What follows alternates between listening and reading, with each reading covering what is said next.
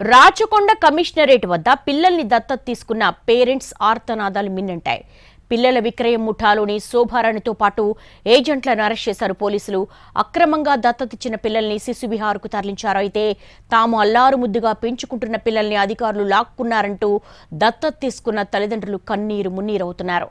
పిల్లల్ని దత్తత ఇస్తామంటే లక్షల రూపాయలు ఇచ్చామని చెప్తున్నారు. దత్తత పత్రాలను కూడా చూపిస్తున్నారు. దీనిపై పూర్తి వివరాలు మా ప్రతినిధి రాధాకృష్ణ అందిస్తారు.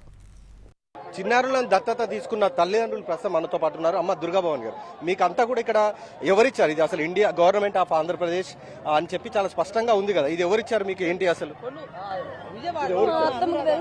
మీరు ఎక్కడ తీసుకున్నారు ఈ బాబుని? విజయవాడలో తీసుకున్నామండి. అంతే. ఎంతకు తీసుకున్నారు? 2,60,000 అండి. ఎవరికి ఇచ్చారండి 2,60,000 రూపాయలు? అనురాధ నామకి ఇచ్చాము.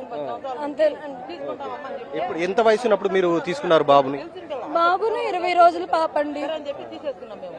మీకు ఎంత అని చెప్పారు? 20 రోజుల వయసున్న బాబు కదా, మీకు ఏమని చెప్పి ఇచ్చారు? మీరు ఎంత కాలంగా పెంచుకుంటున్నారు? మేము వారమే అవుతుందండి తీసుకుని. 20 రోజుల బాబుని తీసుకున్నారు. పాపండి. వారం రోజులు అవుతుంది.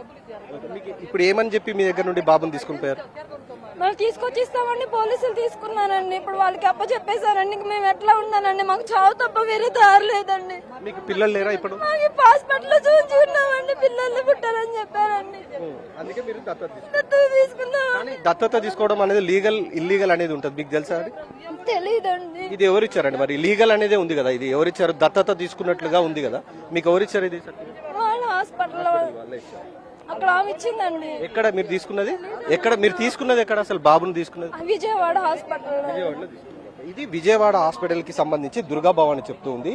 ఆమె తాను దత్తత తీసుకున్న దానికి సంబంధించిన దత్తత స్వీకార పత్రం అనేది India non judicial government of Andhra Pradesh ఈ స్టాంప్ పేరుతో ఉంది. ఆమె 20 రోజులకు సంబంధించిన చిన్నారిని దత్తత తీసుకోవడం జరిగింది. వారం రోజుల క్రితమే ఈ దత్తత అనేది తాము తీసుకున్నాము. తన ఇంటికి వచ్చి చిన్నారిని తీసుకొని రావాలని చెప్పడంతో తాను తీసుకొని వచ్చాననేది కూడా ప్రసన్న దుర్గాభవన్ చెప్తున్నారు. మాకు పిల్లలు పుట్టకపోవడం ద్వారానే అనురాధ అనే ఆవిడకి 2.5 లక్షల రూపాయలు తాము చెల్లించి ఈ తీసుకున్నట్లు కూడా ఆమె ఒకవైపు చెప్తుంది. కానీ ఇప్పుడు చిన్నారి మాత్రం ఇక్కడ లేదు.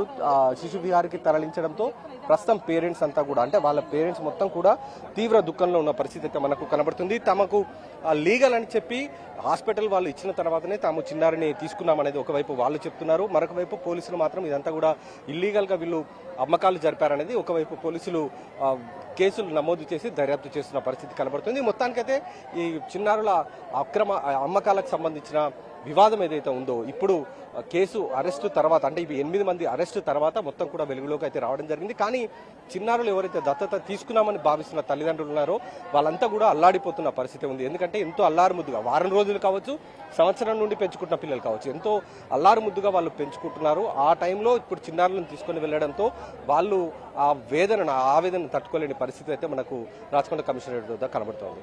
కెమెరామెన్ వెంకట యాదవ్తో రాధాకృష్ణ.